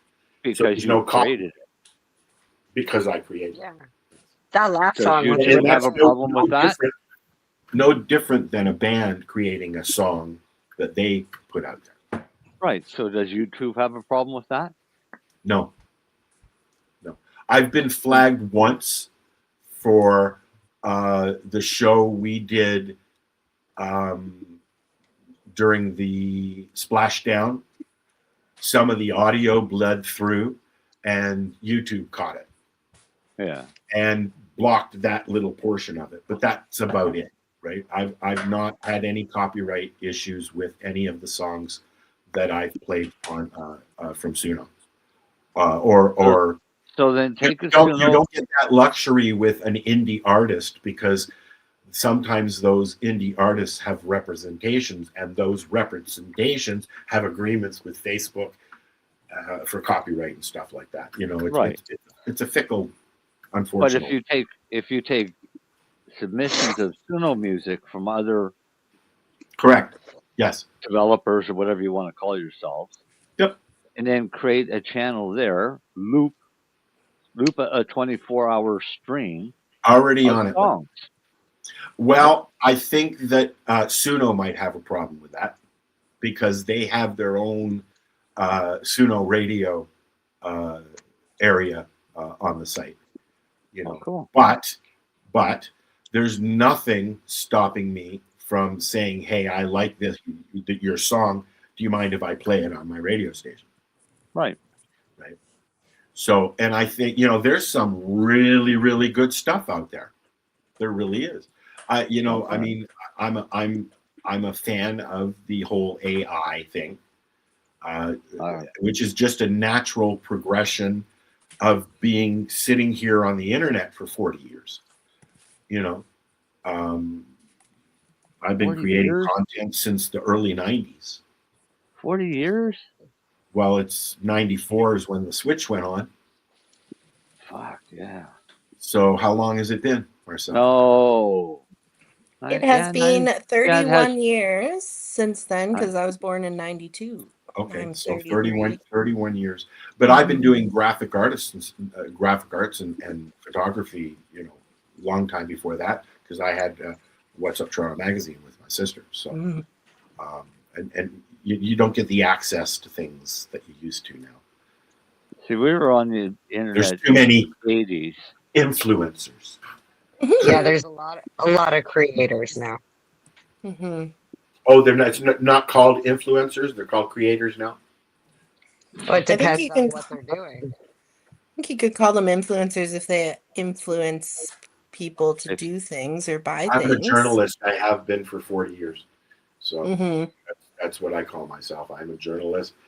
I used to write for a newspaper, a couple of newspapers, and then my stuff since then. So, I don't write much anymore, but I have. But even journalism is not what it used to be, unfortunately. Yeah, sad. I went to school for radio and television broadcasting. I thought I wanted to be a news anchor, but I don't like talking about boring news, so that didn't work out. But I did commercial photography at Humber, right beside the radio broadcasting program. My friend here, Elzora, and I started, along with some other people, her husband and some other friends, started Lifestyle Radio way back when, because she took that course. I didn't, and we built everything. We built everything from scratch, So, been playing with. We're talking Shoutcast when the only thing you could use was Shoutcast and Winamp. So, the history of online radio is actually quite interesting. It was started initially by AOL wanting to go out there and enjoy free speech. So you can thank AOL for things like this. Like you can thank Sony for tape decks. Okay. Shall we say goodnight? Thank you, AOL. Let's say goodnight again. Alexa, very, very much thanks for joining us. Very much. Yes, thank you for having me. Please come and visit again. Maybe in between the summer, like halfway between your events or something. Yeah. Let us know. That sounds great. Show some videos. A little recap of the first half of the tour. Since Marijane can't go live. That's all right. Won't. Go. There's just not enough service to do it. Sorry, boys. Well, our service is done. Thank you for watching the 420 Radio Show. We're here usually every Friday. And bye-bye. Marcel, wave, damn it. Come on, Marcel, wave. I'm waving, but I'm on there. I'm not on that page because I'm on her website, so shh. The opinions of the individuals during this broadcast are their own, and may not be the opinions of their group or other organizations they may be involved with. All medical advice during our broadcast is not a medical opinion and should be checked with your medical physician.